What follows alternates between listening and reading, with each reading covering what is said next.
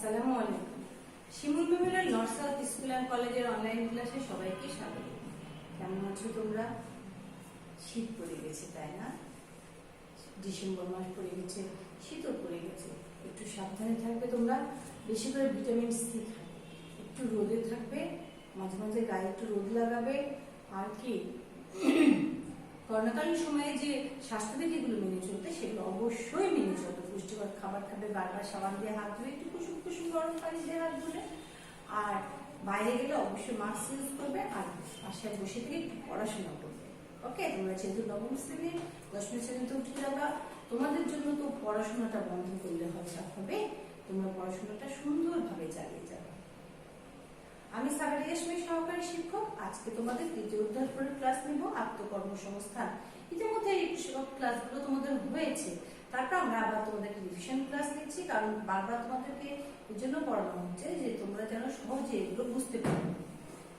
পাঠ শিরোনাম আত্মকর্মসংস্থান। দেখো এখানে একটা ছবি দেওয়া হয়েছে না, আত্মকর্মসংস্থানের। এসব নিজেরা করছে, নিজেরা তৈরি করছে, নিজেদের কর্মক্ষেত্র তৈরি করেছে। বুঝতে পেরেছ? শিখন ফল। আজকে শিখন ফল কি? আত্মকর্মসংস্থানের ধারণা ব্যাখ্যা করতে পারবে, আত্মকর্মসংস্থানের প্রশিক্ষণের প্রয়োজনীয়তা বর্ণনা করতে পারবে, আত্মকর্মসংস্থানের সহায়তাকারী প্রশিক্ষণ প্রতিষ্ঠানগুলোর কার্যক্রম ও গুরুত্ব ব্যাখ্যা করতে পারবে।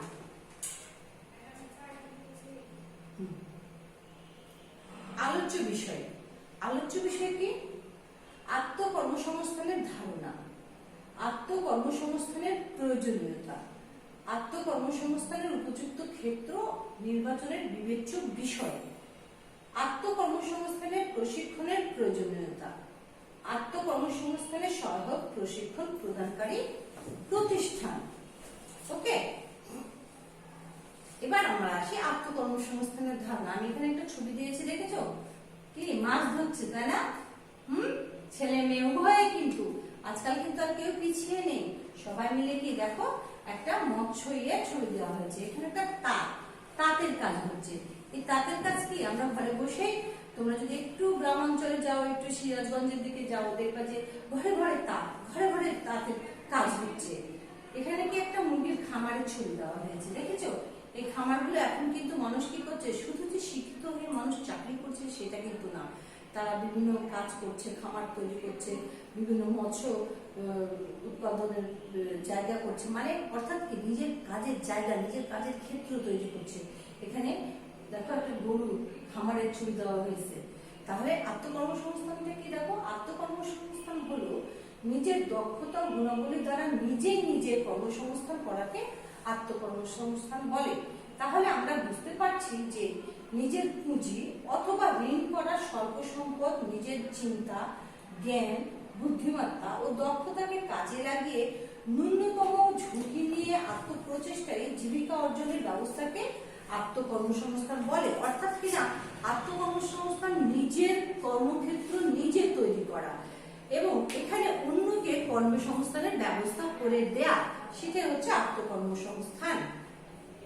আত্মকর্মসংস্থান কেন প্রয়োজন এটা আমাদেরকে জানতে হবে। কেন রে বাবা, কাজ করব, পড়াশোনা করে একটা চাকরি করলাম, মাস গেলে বেতন পেলাম, হয়ে গেল, কিন্তু কেন প্রয়োজন? এর প্রয়োজনীয়তাটা আমরা একটু খেয়াল করি।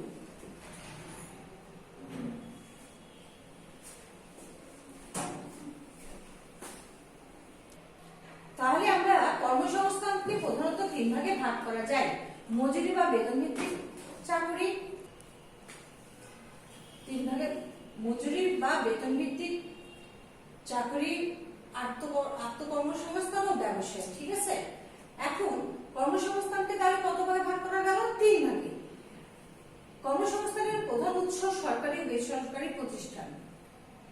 অন্যান্য পেশার আয়ের সম্ভাবনা সীমিত, কিন্তু আত্মকর্মসংস্থান থেকে প্রাপ্ত আয়, প্রাথমিক আয় প্রথম দিকে সীমিত ও অনিশ্চিত হলেও পরবর্তীতে এই পেশা থেকে আয় বৃদ্ধির সম্ভাবনা অসীম। অর্থাৎ কিনা আত্মকর্মসংস্থানের প্রথমে যদি আয়টা কম হয়, পরবর্তীতে দেখা যায় যে আয়টা অনেক বেশি বৃদ্ধি করা যায় তোমার শ্রম দিয়ে, তোমার মেধা দিয়ে, তোমার দক্ষতা দিয়ে।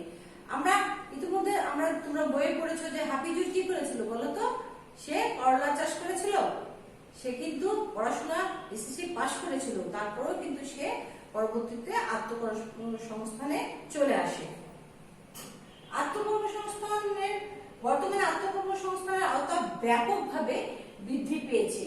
আত্মকর্মসংস্থানের সবচেয়ে বড় মূলধন হলো নিজের দক্ষতা। ওই যে বললাম, তোমার যদি দক্ষতা থাকে তাহলে তুমি প্রথমে আয় হয়তো অত বেশি করতে পারবা না, কিন্তু পরবর্তীতে এই আয়টা ব্যাপক হারে তুমি বৃদ্ধি করতে পারবা। আত্মকর্মসংস্থান একটি স্বাধীন পেশা। এখানে পরাধীনতা নাই। কিছু কিছু মানুষ থাকে যারা নিজের মতো একটু কাজ করতে পছন্দ করে, নিজের সৃজনশীলতা দেখাতে পছন্দ করে। অন্যের আদেশ ঘাড়ে চাপিয়ে দেওয়া এবং সে অনুযায়ী কাজ করা তাদের জন্য অনেক কষ্টসাধ্য হয়ে যায়, তাদের নিজের সৃজনশীলতাটা দেখাতে পারে না।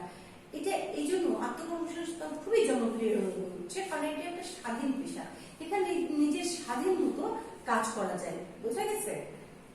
আত্মকর্মসংস্থানের জন্য বয়স কোনো সমস্যা নয় ইত্যাদি, অর্থাৎ আত্মকর্মসংস্থান শুরু করার জন্য এখানে বয়স কোনো ফ্যাক্টর না। যে কোনো বয়সে, একবারে ছোট বয়সে না, কিন্তু একটা দেখো 16 বছর 18 বছরে কিন্তু শুরু করে দিচ্ছে, একটা কাজ করা শুরু করে দিচ্ছে, আস্তে আস্তে বৃদ্ধি পেতে পেতে পেতে পেতে একটা পর্যায়ে যাচ্ছে। আবার বয়সকালেও কিন্তু শুরু হচ্ছে। মধ্য বয়সে একটা মানুষ দেখা যাচ্ছে কিছুদিন চাকরিও করেছে, না আর ভালো লাগছে না, পরের চাকরি করতে আর ভালো লাগছে না, নিজের অনেক ক্ষেত খামার আছে, সেখানে আমি একটা কর্মক্ষেত্র করবো, সেখানে আমি আরো মানুষের কর্মসংস্থানের ব্যবস্থা করবো, সেটুকুও কিন্তু মানুষ আত্মকর্মসংস্থানে এখন চলে আসছে। আত্মকর্মসংস্থান উপযুক্ত ক্ষেত্র নির্বাচনের বিবেচ্য বিষয়।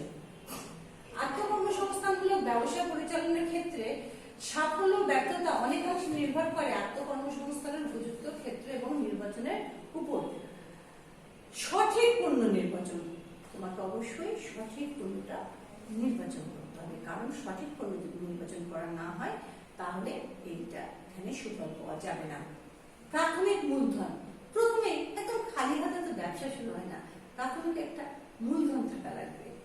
পণ্যের চাহিদা নির্ধারণ, এই পণ্যটার চাহিদা আছে কিনা বাজারে এটা দেখতে হবে।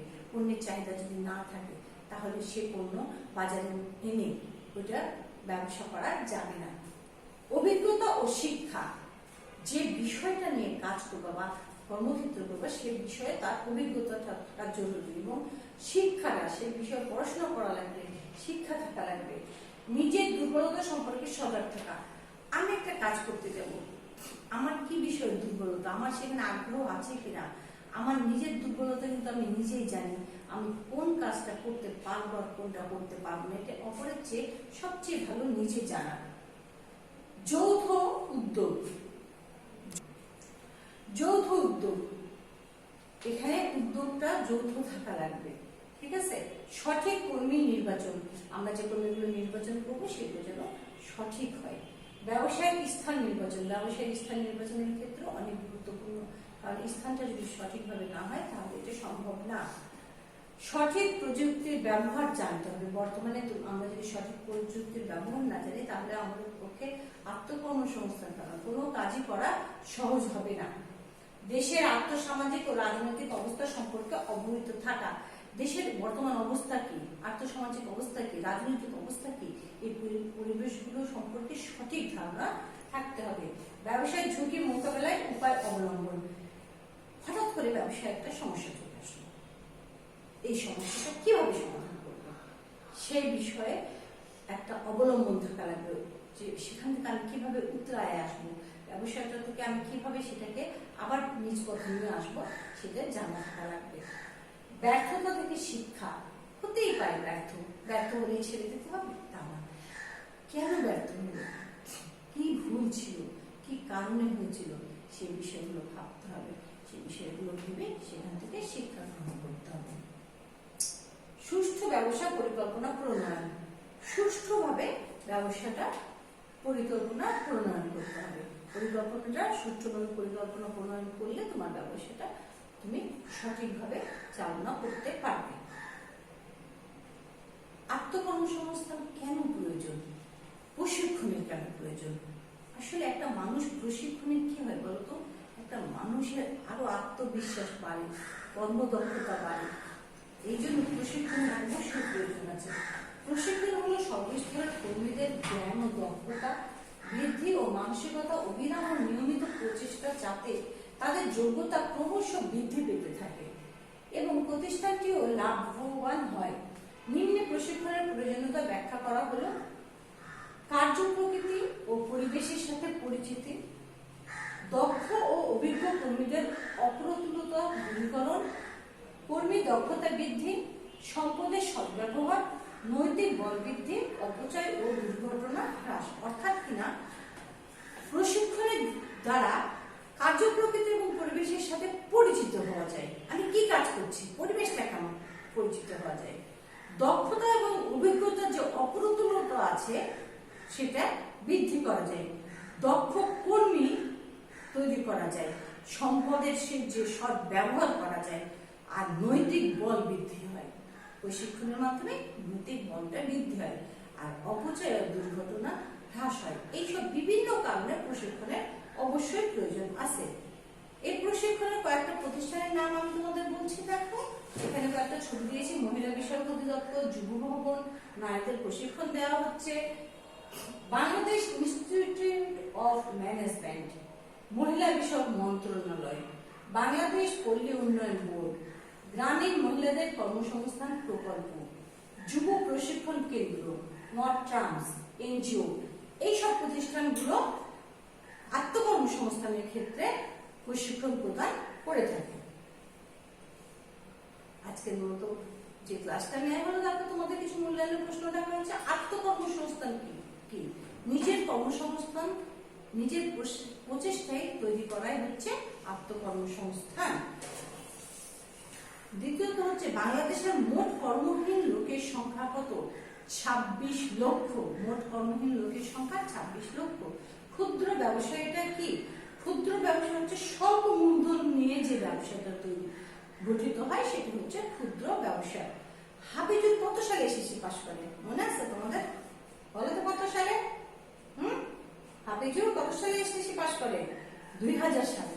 ঠিক আছে, তাহলে আজকের মতো তোমাদের নেক্সট ডে পঞ্চম অধ্যায়ের উপর ক্লাস নেওয়া হবে।